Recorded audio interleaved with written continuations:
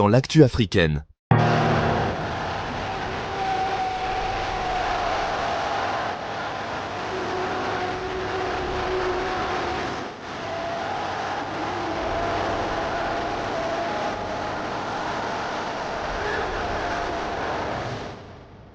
Bonjour, camarades combattants pour la liberté, pour la souveraineté et l'indépendance réelle, bonjour.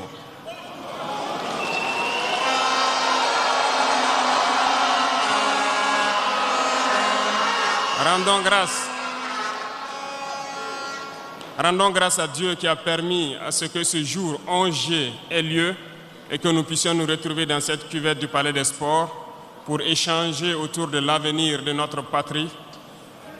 À l'issue donc de votre décision le 25 mai dernier de nous confier la destinée de notre patrie pour 5 ans encore. Soyez-en remerciés.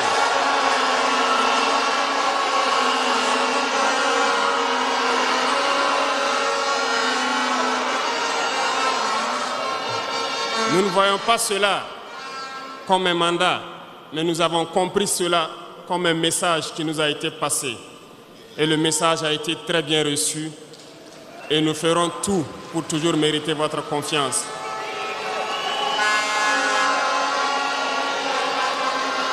Permettez-moi également de rendre un vibrant hommage à toutes ces forces de défense, ces forces de sécurité intérieure, nos vaillants volontaires pour la défense de la patrie et toutes ces populations qui vivent dans ces zones à fort défi sécuritaire et qui tiennent debout. Nous leur rendons hommage et nous leur disons merci pour tout le sacrifice consenti pour notre patrie. Je vous demande que nous puissions donc observer 1 minute de silence pour honorer la mémoire de tous ceux qui ont perdu la vie dans ce combat.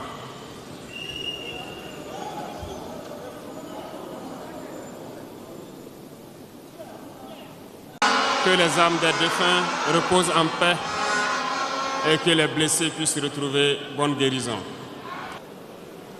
Camarades, l'émotion est grande, certes, mais permettez-moi que j'articule mes propos en 3 phases.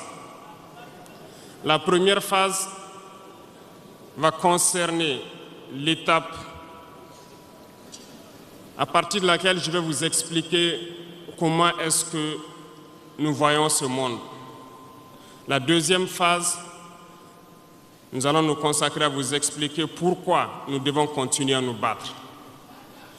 Et après, l'étape la plus importante, ça sera de vous décliner de façon sommaire la vision pour l'avenir, si je peux m'exprimer ainsi.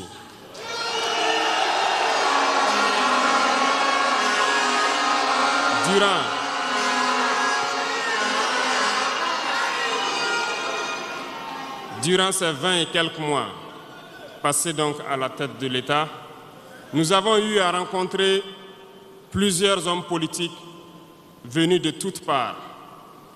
Nous avons rencontré des centaines de diplomates venus de toutes parts. Nous avons rencontré des hommes d'affaires venus d'un peu partout du monde. Nous avons été ouverts à tous ces échanges, à toutes ces discussions pour pouvoir apprendre du monde, pour pouvoir comprendre le monde. Et aujourd'hui, je pense que l'occasion est très belle pour que je puisse vous expliquer quelles conclusions nous avons tirées de tous ces rendez-vous que nous avons eus avec des hommes politiques venus de tous les continents, des diplomates venus de tous les continents. C'est très important la conclusion que nous avons tirée et ça doit vous permettre de comprendre le monde. Parce que souvent, dans nos contrées, nous n'avons pas cette perspective de pouvoir avoir accès à certaines personnes qui vont vous enseigner beaucoup de choses à travers leur comportement, à travers leurs propos, et aussi en vous disant comment ils nous voient. Camarades, Dieu a créé le monde avec tout ce qu'il y a comme bonheur, comme malheur, comme bien, comme mal, les humains, les génies, les animaux et tout ce qui va avec. Mais nous, humains, avons décidé de faire du monde autre chose. Chez les impérialistes, ils ont une vision du monde que je m'en vais vous expliquer.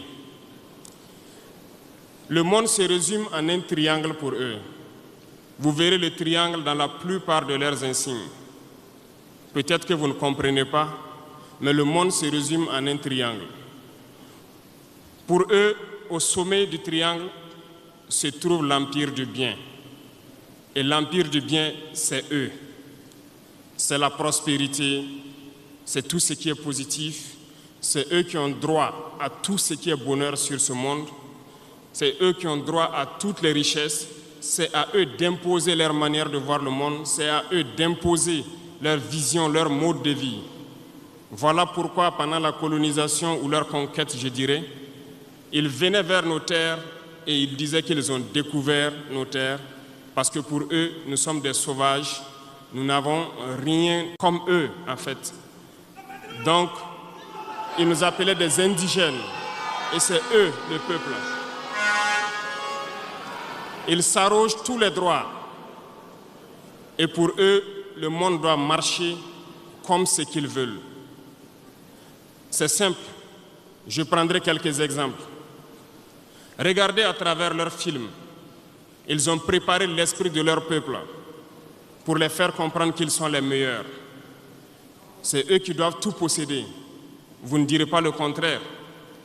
Dans tous leurs films qu'ils propagent, vous trouverez toujours les méchants. Ce sont soit les Russes, soit les Sud-Américains, soit les Noirs qui jouent les mauvais rôles de trafiquants de drogue, de proxénètes, de trafic d'humains, jusqu'à un passé récent, bien sûr.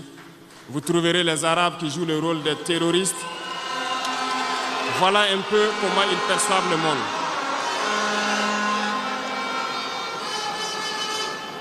Quand je prends sur le volet économique, qui parmi nous n'a pas traité les produits chinois des produits Shintok, comme on aimait l'appeler, de mauvais produits?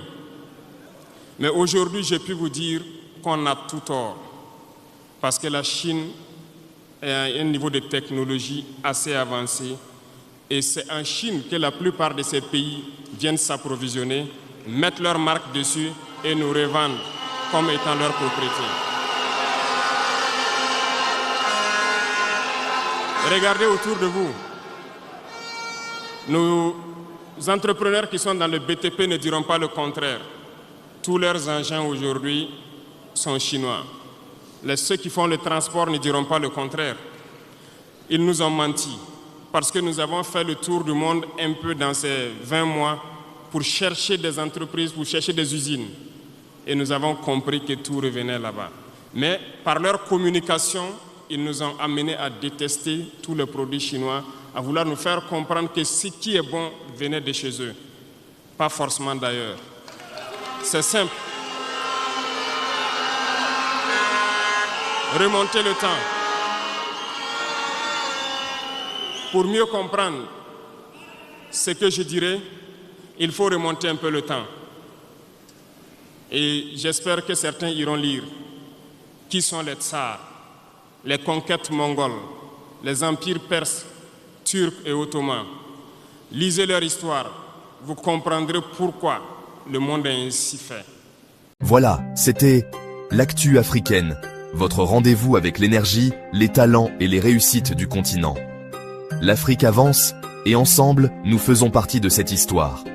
Si cette vidéo vous a inspiré, abonnez-vous, laissez un like et partagez autour de vous, parce que chaque voix compte pour faire rayonner notre continent. Merci d'avoir été avec nous aujourd'hui. On se retrouve très bientôt pour une nouvelle dose d'inspiration, de vérité et de fierté africaine. À très vite sur l'actu africaine.